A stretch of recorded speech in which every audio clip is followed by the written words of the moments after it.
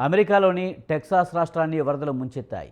ఎడతెరిపి లేకుండా కురుస్తున్న వానలకు ఇక్కడి నదులు పొంగి పొర్లుతున్నాయి. లోతట్టు ప్రాంతాలు జలమయమయ్యాయి. 27 మంది ప్రాణాలు కోల్పోయారు. మృతుల్లో 6 చిన్నారులు ఉన్నట్లు సమాచారం. వరదల్లో చిక్కుకున్న దాదాపు 200 మందికి పైగా పౌరులను సహాయక బృందాలు రక్షించాయి.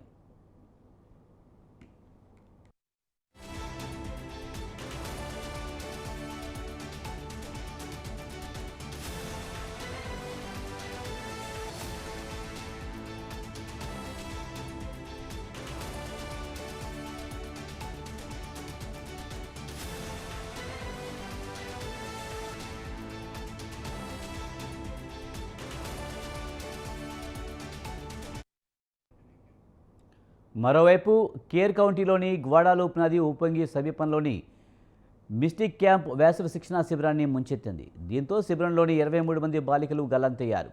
వారి కోసం అధికారులు తీవ్రంగా గాలిస్తున్నారు. బాలికల సమాచారాన్ని తెలపాలని వారి కుటుంబాలు సామాజిక మాధ్యమాల వేదికగా వేడుకుంటున్నాయి.